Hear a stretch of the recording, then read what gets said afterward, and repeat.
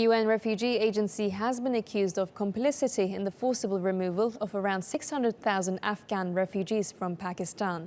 The allegations have been made by Human Rights Watch. The report accuses Pakistan of using extortion and arbitrary detentions to drive the Afghans out of the country in the second half of 2016. More than half were registered as refugees. The report alleges the UNHCR effectively promoted the process through a program of voluntary repatriation as well as remaining silent on the coercive practices used. The report cites the recent improvement in ties between Afghanistan and India as a factor behind Pakistan's decision to send refugees back to the country. Ayhan reports. For the past 40 years, Pakistan has hosted more than 2.5 million Afghans. Now the government wants to send them back. Last year, 600,000 returned to their war-torn nation.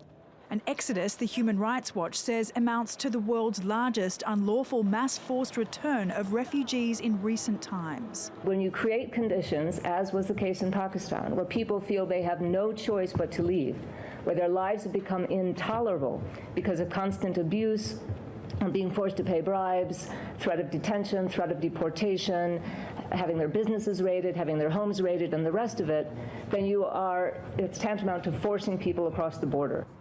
A deepening hostility between the two nations and counter-terrorism efforts have led to Pakistan driving Afghans out. Government never asked the refugees. Neither we are in a favor of sending people forcefully to Afghanistan. They can stay, those Afghan refugees having PR card, they can stay in Pakistan as per government policy till December 2017. Meanwhile, during this period, they can voluntarily return back to Afghanistan. But Pakistan refused to reissue expired cards after 2015, increasing the pressure to return. And faced with the ever-present threat of deportation and daily attempts to extort money, many were left struggling to make ends meet. While Afghan children were excluded from Pakistani schools and those reserved for refugees were shut down. Many Afghan children were born in Pakistan and have never set foot in their mother country.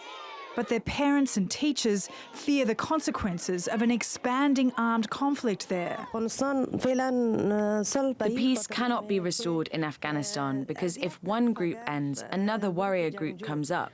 It's not like only two opponents, the government and Mujahideen, are fighting. First the Taliban came, after that Daesh came, and it is expected that in the future some other new group will come onto the scene. But many refugees are unaware of the insecurity and extreme poverty that awaits them.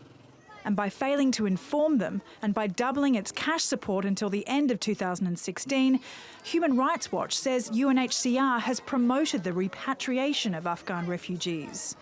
Almost half of those who returned last year were undocumented. They don't receive cash grants for returning, and that's leaving them even more vulnerable. It seems their only incentive to return is to escape the pressure they're under. Ayhan, TRT World.